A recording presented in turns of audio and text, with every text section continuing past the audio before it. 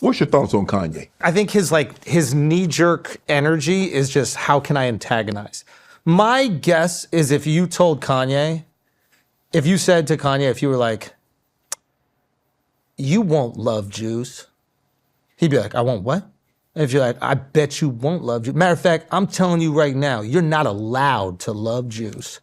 The next day he'd have a shirt, I love Jews. Do you know what I mean? Like, right. And I think like he loves going against the grain. I think he likes, this is my assumption. I don't know the guy at all, but my assumption is he doesn't like being told what to do at all. Mm-hmm. And anytime he feels like a cultural impulse telling him, like it happened with the MAGA hat, right? Right, yes. He's like, I'm gonna let you know, you're not gonna tell me what I can or can't do. Mm-hmm. And I assume that's what drives him. Okay. And so the second you tell him he's being racist, he's like, all right, well, I'm doubling down on that. Right. You know? Why you be going at Meek Mill on social media then? I love Meek. No, you don't. You always talk about you love somebody. I love Meek. And be butchering them on. When did I butcher him? Man, I love Meek. Meek, I love you. I'm the only one on social media saying he's not gay. But you did say you have a hard time proving that you're straight, though. I said he did a bad job of yes. it, which he laughed at. He laughed at the joke. He's like, this is the first time I laughed at somebody saying I'm funny. You just like, so not, as long as it's a name, you're going to go back and forth with him, huh? Yeah, if it's somebody if somebody's using me for my name, I'm not going to go back and forth. Right. But if it's big enough that like, right. you know, sure, I'll do it. Right. Also, if there's a, but Meek did nothing to me, by the way. Like, honestly, he's really innocent in all this. And I do support him. I do think that he gets an unfair shake. I think he gets like trolled a lot. And I think he's probably like a good guy. Right. So I always say, leave Meek alone. Right. Even though I do make some jokes. Right. But everybody gets these jokes. Who's your Mount Rushmore comedians? Patrice O'Neal. Okay. Eddie. Bernie Mac. Chris Rock. Nice little group. Yeah. Who influenced you? First person I ever listened to do stand-up was Eddie Murphy. It was my father. He put in a cassette tape. Now we're dating myself here, but like not VHS, audio. Yeah. And we listened to Delirious. Okay. I remember seeing my dad. 84? No, I was born in 83, so this is later, but maybe it came out in 84. Yeah. And he was doing the bit about like, what if Mr. T was gay? Yeah. What if Mr. Ralph Cramden was humana. Yeah. And I saw my dad laughing so hard. And like from that moment, I can tell you the exact moment that I knew I was going to be a comedian before even knowing it. Mm-hmm. But it was like, I want to make my dad laugh like that. And Eddie was just a genius. And then I got roped into buying those Def Comedy Jam VHS tape. You know, his wife is really talented though. She's in a new movie. Did you see the new movie? I did not. It's called The Elevator, starring Shannon Sharp. Man,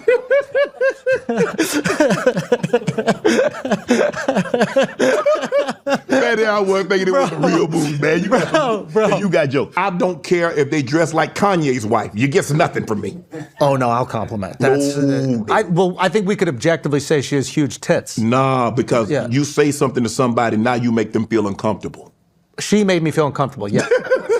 If I saw her in person, I would feel very uncomfortable because it'd be impossible not to look at what she's got. I mean, she's, objectively speaking, we're just talking about biology. Right. She's stacked to the gills. I take your word for it, man. You've never seen it? I don't. You getting in that elevator? No. You getting in that elevator? You hitting every floor? He just hell no. I don't ride the elevator with single women. Yes, so you cannot do that. If a single woman is on the elevator, I gotta wait. Wait, why don't you? Because they just get too horny. No, I don't. Why do they get run the risk? Sometimes run the risk of what? Sometimes the mention of impropriety is enough to sway people's opinion of somebody. Really? So I don't do that. So if a single woman's going to go into an elevator, I'm not getting on it. And what do they think? I don't let women servers come into my room to bring food. Really? If they come to clean the room, I leave the room. I sit in the hallway till they're done. Then I go back into the room. Now, have you ever like blown someone's mind with that? Like, has a girl ever done? No, I mean, a lot of times when people see me, it's like, okay, you can get on. I was like, no, I'll wait till the other. They said, no, it's fine. And I just keep it moving like that. And do you think that they're thinking there's like some reverse racism thing there? No, I don't know what they're thinking. Do you clutch your purse when white women walk around? My crossbody? Nah. Because if I'm on the elevator by myself and a woman steps on, I'll get off. White women only or black women? It doesn't matter. So you won't enter an elevator with a black woman? I don't get on. Clip it. Single. No, a single. I refuse to ride in an elevator with a black woman. No, it don't matter what color. I just want to let you know, black women, I will ride in the elevator with you. There you go, Gary. Unlike Unc, I will ride in the elevator with you. Jess Tapes, remember when he was like, there was some 1-800 number. I called it from the house. I'm like, Mom, I need your debit card or whatever. Like, I'm getting sent the new Def Comedy Jam VHS. And then I saw Kings of Comedy with some friends in the movie theater. We watched it in a movie theater. Yep. And I saw Bernie Mac, and I was like, wow, that is truly the funniest human being I've ever seen in my life. And at this point in my life, I didn't really know that there were bits. And he was so conversational. Like, if you remember Bernie, like he was funny, and then the jokes were like the sprinkles on top. But he himself just existed so animated as a funny human being. And oh my God, it was just like, I was just watching this like super genius on stage. And then I saw Patrice O'Neal when I was doing comedy as like a comedian early on. And I was like, oh, that is the craft at its highest. It does not get, in my opinion, from everybody I've seen in person, that is the craft at its highest. Rest in peace, Patrice O'Neal. Have you seen Patrice before? Yeah. Go watch Elephant in the Room if you can. It's probably on Netflix. It is, I mean, if you want to talk about like his ability to control attention, his ability to like, to lure you into his thought process and get you to take down your guard. A lot of times when we're watching stand-up, we're almost kind of guarded. We're like, all right, where's the joke? Where's the joke? But he so quickly gets you to just be like, disarms you and you're just like, we're hanging, bro. Yeah. Hey, we're hanging out. And you're just looking at a super genius. Right. And whose skill of communication in the world is making people laugh. Right.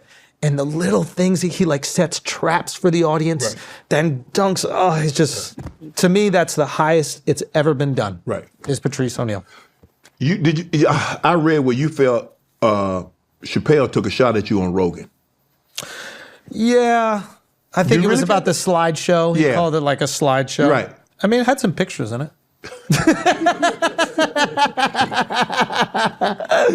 but yeah, I guess that. I think it was more like Rogan was like building me up. Right. And he was just being the great guy he always is, which is like trying to build up young talent and like give them praise. And like he's sitting across from, someone who's recognizes. Many believe he's the GOAT. Is the GOAT, as they should. Like he's brilliant. Yes. And I think that he was like really kind of like serving it up for Dave to be like, hey, he is great. He's really good. And then he was kind of like, I don't know about that, And I think, there's part of you that's like, man, I wish it didn't go that way, but it's okay.